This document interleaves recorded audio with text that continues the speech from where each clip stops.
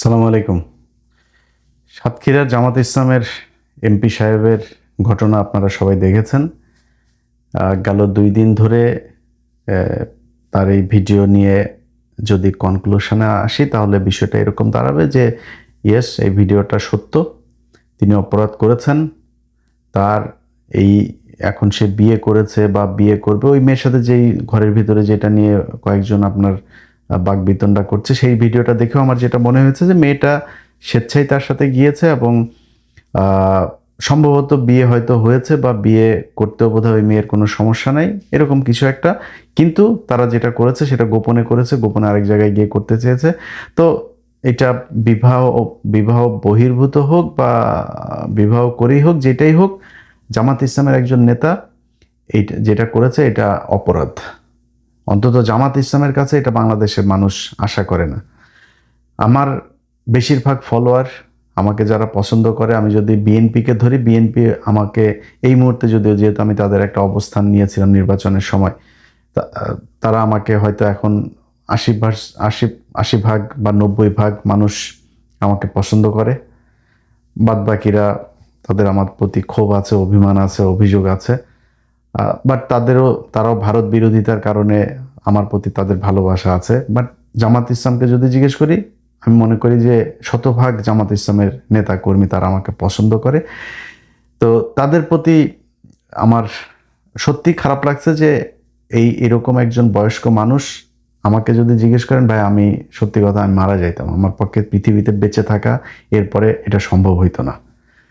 তো তিনার মতো একজন মানুষ এটা করার পরে সেটা আমি আমার ফেসবুকে দিয়েছিও। আমি আমার আগেই যদিও এটা ভাইরাল হয়ে গিয়েছিল, আমি দেওয়ার পরে আমার শুভাকাঙ্ক্ষী যারা আমার জামাত ইসলামের কেন্দ্রীয় কোনো কেউ না, বাট অনেকেই আমাকে ফোন করেছেন যারা আমাকে পছন্দ করেন যে ইলিয়াস ভাই আপনিও ভিডিওটা দিলেন কেন এটা না দিয়ে। দেখেন ভাই, আপনাদের একটা কথা বলি, জামাত ইসলাম ফেরেশতাদের দল না, এটা মানুষের দল। সাহাবীদের ভেতরেও কিন্তু আমি যদি একজনের কথা বলি, মুয়াবিয়া রাদিয়াল্লাহু তাআলা আনহুর কথা বলি, তার পক্ষে বিপক্ষে কিন্তু কথা আছে। হ্যাঁ, অনেকে মনে করেন তিনি এ, এ, আমাদের একজন বিশাল সম্মানিত একজন ইমামকে তিনি হত্যার সাথেও জড়িত, অনেকেই বলে থাকেন। তো আমি ওই বিতর্কে যাচ্ছি না, সেটা বলার জন্য বাংলাদেশের অনেক আলেম আছে, তারা এটা নিয়ে কথা বলেন। তো জামাত ইসলাম সাহাবীদের, মানে জামাত ইসলাম না, আমরা তো বহু পরের, আমরা সাহাবীদের পায়ের নখের সমান যোগ্য আমরা না।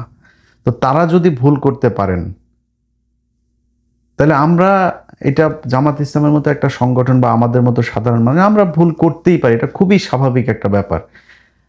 আমি মনে করি ভাই, আপনাদের এই দায় ঘাড়ের মধ্যে না নিয়ে আপনি তাকে পানিশমেন্ট দেন। আপনাদের এইটা এইভাবে করা বলা উচিত যে জামাত ইসলাম একটা মানুষের দল, আমরা মানুষ, মানুষ মাত্রই ভুল হইতে পারে।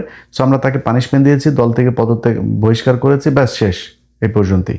এরপরে সে বিষয়টা নিয়ে, যেহেতু বাংলাদেশ শরিয়া আইন হইলে তো তাকে হত্যাই করা হইতো, তো আমি মনে করি এখন সে তার বিষয়টা আল্লাহর সাথে ডিল করুক। আল্লাহ যদি তাকে ক্ষমা করেন বা তিনি যদি আসলে বিয়ে করে থাকেন, তাহলে তাকে বিয়ে করে ঘরে নিয়ে যাক।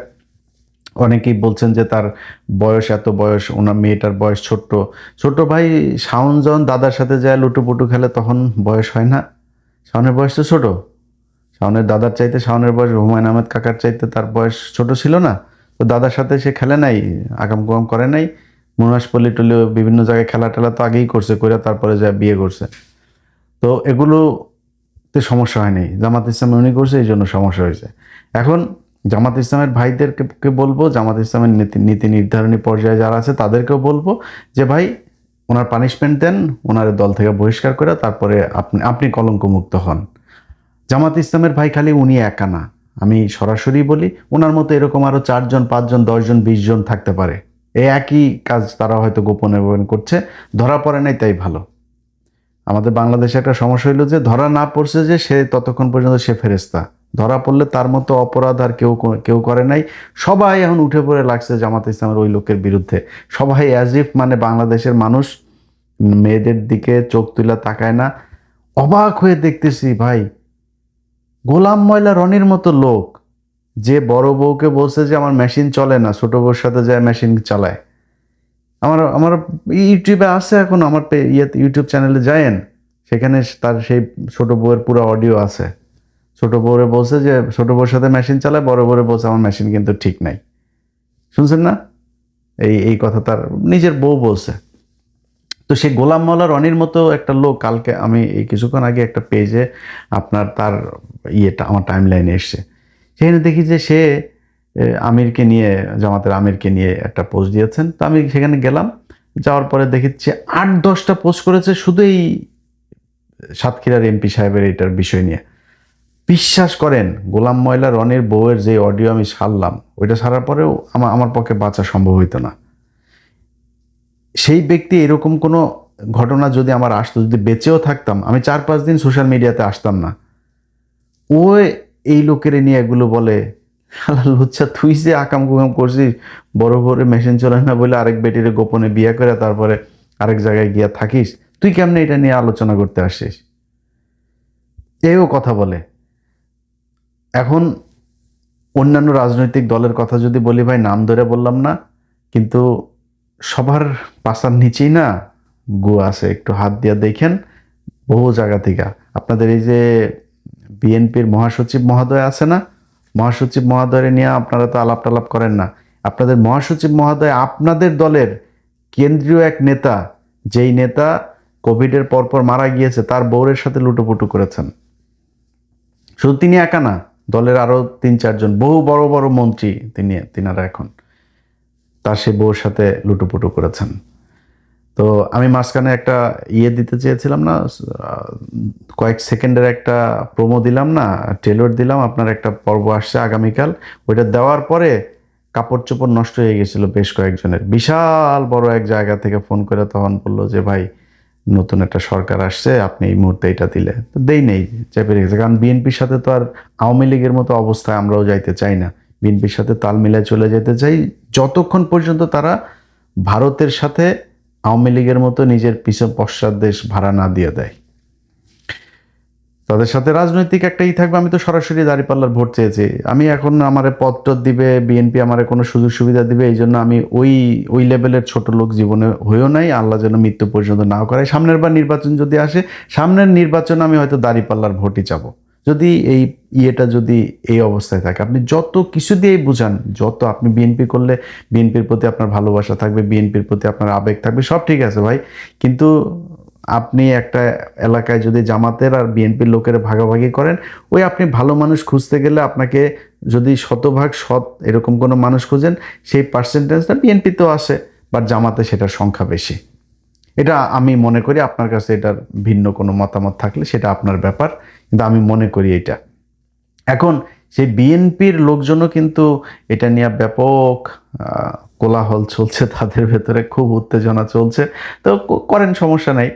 যিনি এটা করেছেন তার এই পানিশমেন্টটুকু তার প্রাপ্য, এবং সেটা সে সোশ্যাল মিডিয়াতে পাচ্ছে। আমার মনে হয় তার পরিবারের মানুষজন এখন খুব খারাপ একটা অবস্থার ভেতরে আছে। যেহেতু জামাত ইসলাম করে ওই পরিবার বা যে এমপি সাহেব নিজেও হয়তো আমাকে খুবই পছন্দ করেন, তারপরেও তার বিরুদ্ধে আমি কথা বলছি, কিছু করার নেই। কারণ খারাপ যেটা সেটা আপনাকে বলতে হবে।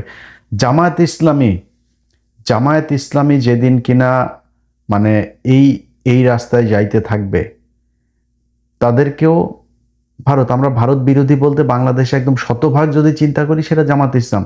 সেই দলের নেতা যদি ধরেন এটা ধরা না পড়তো, তাকে ভারতীয় এক ট্র্যাপের মধ্যে সে পড়তো, তাকে যদি ভারত করতো, বাংলাদেশে বহু রাজনৈতিক নেতা, বহু সেনা কর্মকর্তা, বহু পুলিশের কর্মকর্তা, আমলা, অনেককে ভারতে এইভাবে ট্র্যাপ দিয়ে দিয়ে তারপরে এই যে 15 বছর যেটা করেছে, এটা করেছে তারা সারা জীবন।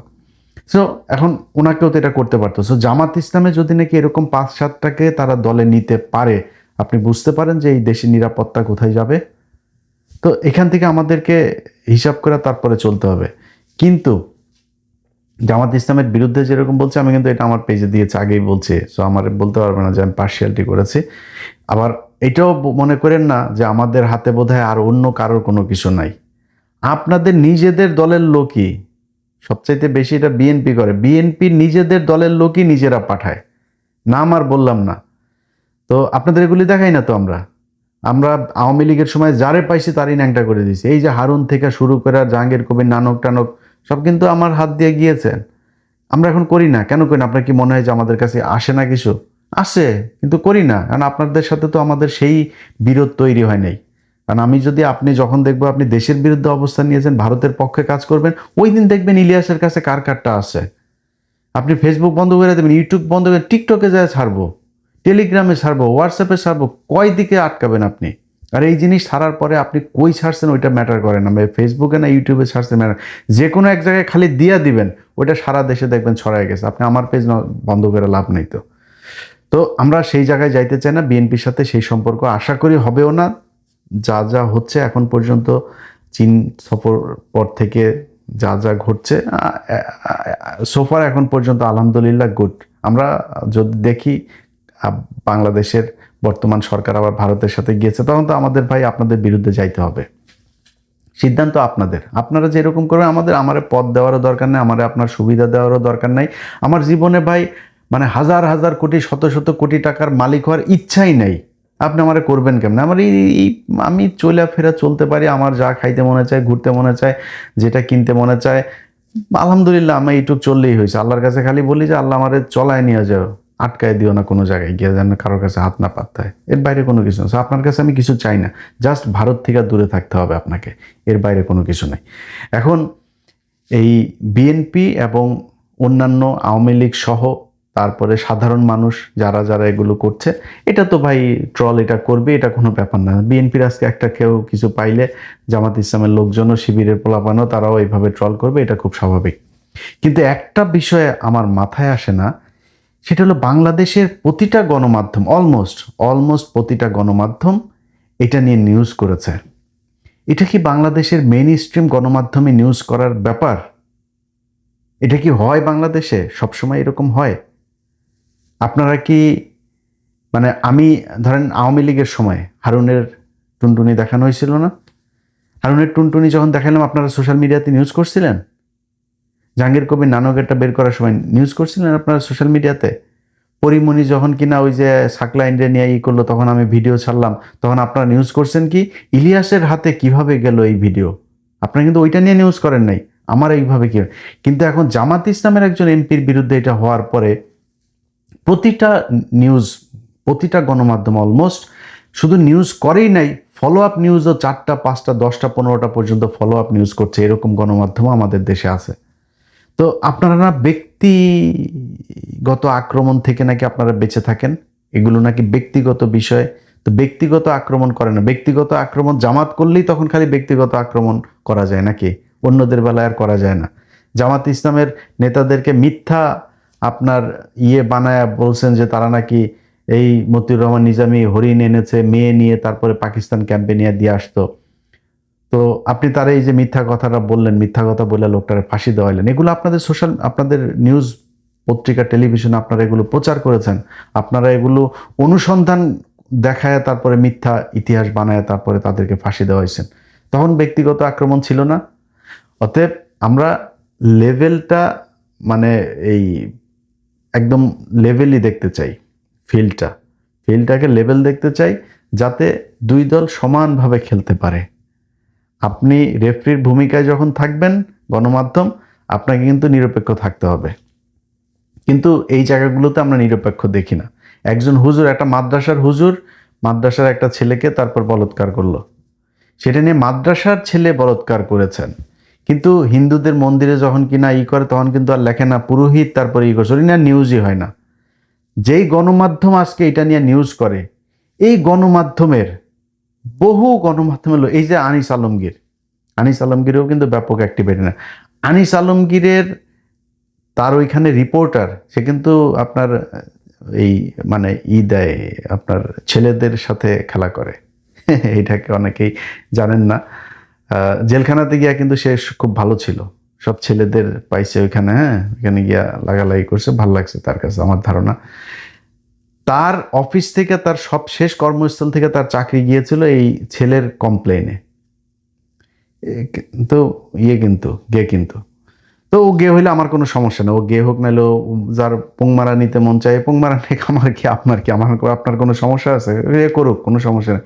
কিন্তু এরা এই যে জামাত ইসলামের এর ব্যাপারে ব্যাপক আলোচনা, এমন কোনো গণমাধ্যম আছে, এমন কোনো গণমাধ্যম যেখানে নিজেদের ভিতরে নিজেরা লাগালাগি করে নাই? আমি ওই মাঠ থেকে আসি নাই, আমরা ওই মাঠে দেখে আসি নাই কি হয় ওইখানে, আমার তো নিজের চোখে দেখে আসছে এগুলো। সো আপনারা যে এই একজন আরেকটা মেয়ের সাথে, ধরেন জামাত ইসলামের আমির এই এমপি সাহেব এক মেয়ের করছে, আচ্ছা এটা কি বাংলাদেশের আইনে নিষিদ্ধ একটা মেয়ের সাথে করে? এটা তো আপনারা শরিয়া আইন চান না, তো তো শরিয়া আইন চান না, শরিয়া আইন অনুযায়ী হইলে তার বিচার হবে। একটা মেয়ে যদি স্বেচ্ছায় আর একটা পুরুষের সাথে বাংলাদেশে শুইতে চায়, এটা তো বাংলাদেশের আইন আপনাকে অ্যালাউ করছে, আপনি সমস্যা নাই তো। আরেকজন ওইখানে ধরে নিয়ে বলছে পুলিশের কাছে নিয়ে, পুলিশের মেয়ে তোমার বলছে পুলিশের কাছে নিয়ে যাইতে, এটা কি কোনো আইন? কিন্তু এখন যে পরিস্থিতি তৈরি করা হয়েছে, মনে হয়েছে এইটা বিশাল বড় অপরাধ। এই একই অপরাধ যখন গণমাধ্যমের কর্মীরা করেন, বাংলাদেশের এমন কোনো জায়গা আছে রে ভাই, পুলিশ বলেন, আর্মি বলেন, আর্মির ভিতরে এরকম শুনেছি যে বউ পাল্টায়, জানেন? এটাই বাংলাদেশে ঘটেছে, এই বাংলাদেশে। এবং আপনারা না যায় না, আন্দাজে বলছি না, খুব কনফার্ম হয়ে তারপরে বলছি। তো এই হচ্ছে ঘটনা। আমরা গণমাধ্যমের কাছে এই যে এবার যেটা দেখলাম, সামনে যদি আবার কারোর বেডটের হয়, গণমাধ্যম যেন আবার সেটা নিয়ে নিউজ করে, আমরা দেখবো না, তখন বুঝবো না যে আসলে ঘটনাটা কি।